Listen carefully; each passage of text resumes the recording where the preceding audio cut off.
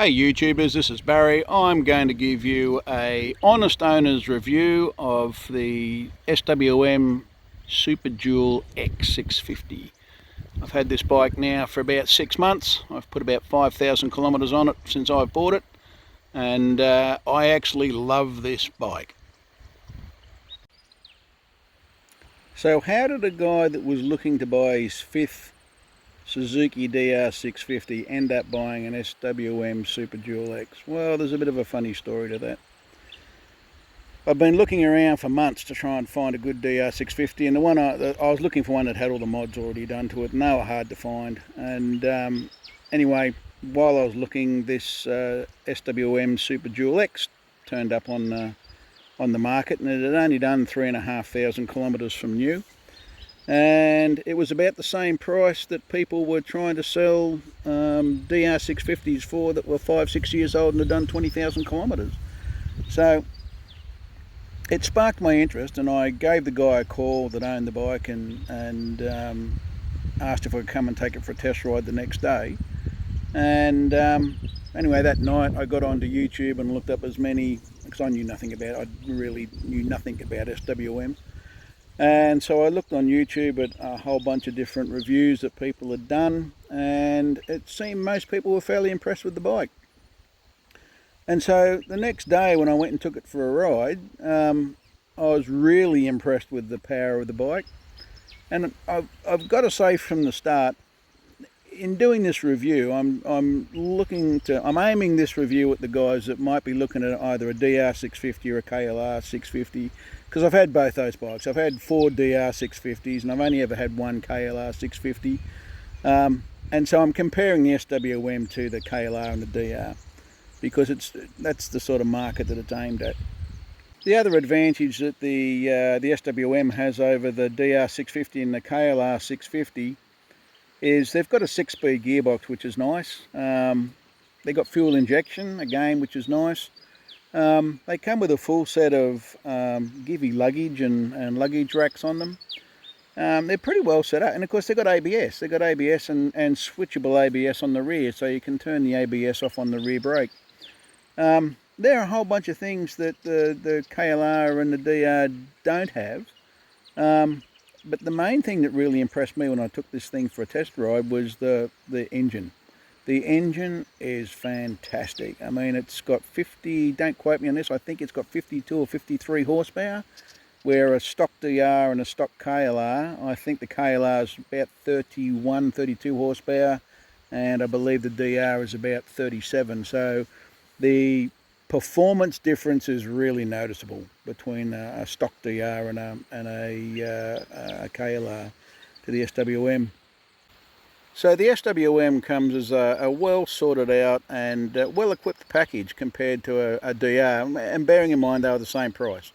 And this one had only done 3,000 kilometres, 3,500 kilometres when I bought it. Sorry, I'm squatting flies and whatnot here at the moment, getting attacked by them.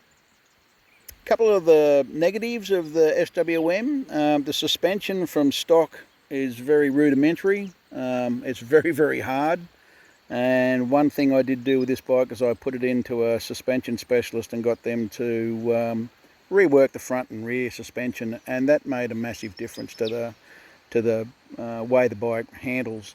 It was, to be perfectly honest with you, it was quite horrible to start off with, but I ended up investing about $1,200 to get the front and rear suspension, like new springs, new valves, and that sort of thing, and just it made a massive difference. I mean, it just floats along now, and I've still been playing around with preload and rebound adjustments on it, but I've been getting it really nice to ride. So I'm happy, very happy with the suspension on it now. But if there was one thing I had to say as a negative with the SWM, and that's that the dealer network is not that comprehensive. I mean, I live in Brisbane, Australia, and there's no dealer at all in Brisbane. My closest dealer is about 100 kilometres away on the Gold Coast, and they've been good to me. When I first bought this bike, there was a horrendous low-speed fueling issue with it, where just above idle there would be a massive hesitation in the throttle when you went to crack it on, and it seems to be a bit of a trait of the Superdual X. I don't know if the other SWMs have got it, but I know the Superduals have it in spades. And there is a thing called an arrow remap that I'd heard about when I first started playing around with the bike. And I'll be honest, as I said, I'm going to make this an honest review. The fueling issue was so bad at the beginning, I was going to sell the bike. I bought it. I can't live with the way this fueling issue was. I mean, you'd come around a roundabout and it would almost stall. And I had a couple of times there where it almost like caused the bike to tip over halfway around a roundabout because it would flame out. And but I liked the bike enough that I decided I was going to persevere with it. And I did my research, got onto a couple of forums and read about this arrow remap. And then I contacted the dealer down at the Gold Coast, and they said to me they could do the arrow remap for, it was $66. I thought it'd be hundreds, but it was $66 to install this map. And at the same time, they adjust the TPS, which is a throttle position sensor, and I think a throttle position setting, I should say.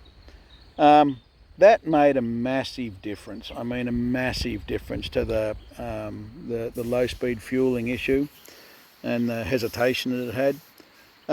But it didn't completely fix it. Like, it fixed 90% of it, but there was still a little bit of it there that was still of annoyance. And I end up talking to another SWM Superdual owner, and he mentioned to me that if you disconnect the O2 sensor altogether, that solves the problem. And even though the arrow mapping, everyone tells me that it's got an O2 sensor delete function in the arrow map, it made a difference when I disconnected the last of the I disconnected the wiring to the O2 sensor.